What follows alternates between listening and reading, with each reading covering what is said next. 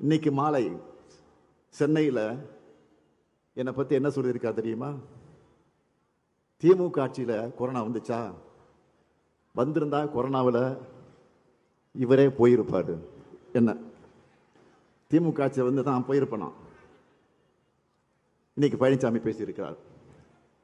பழனிசாமி அவர்களை, என் மரணத்தை பற்றி பேசுறீங்களே, மரணத்தை பார்த்து கலங்கக்கூடியவனும் பயப்படுகிறவனும் நான் அல்ல.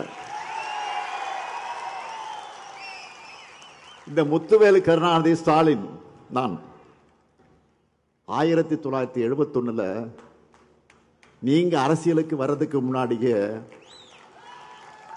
23 வயசுல மிசாவில கைது செய்யப்பட்டு சிறை கொடுமைக்கு ஆளானவன் நான்.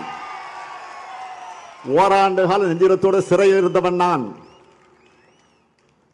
பொது வாழ்க்கையில் எல்லாத்தையும் எதிர்கொண்டுதான் ஆகணும்னு எனக்கு சிறைக்கு அனுப்பி வைத்தவர் என்னுடைய ஆறுவீர் தலைவர், என்னுடைய தலைவர், என் தந்தை கலைஞர் அவர்கள். கொடுஞ்சிறையின் கொடுமைக்கே பயப்படாத நான் இந்த கொரோனாவுக்கு பயப்பட போறேன்? கொரோனா மேல எல்லாரும் பெரும் அச்சத்தில் இருந்தப்பவே அதுக்கான பிபி கூட அழிஞ்சுக்கிட்டு கொரோனா வாழ்வுக்குள்ள போனவன் தான் இந்த ஸ்டாலின்.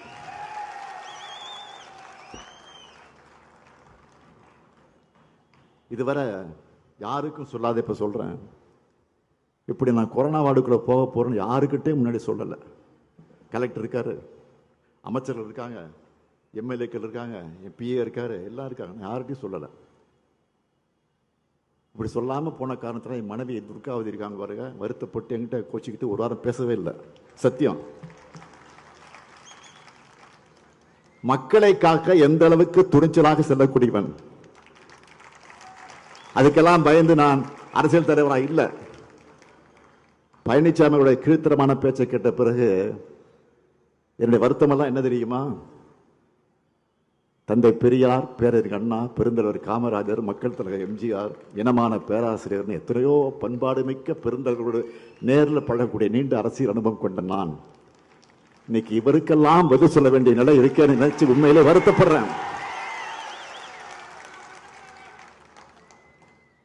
அதிமுக பொதுச் செயலாளர் பிறகு பழனிசாமி ஜெயிச்சதே இல்லை.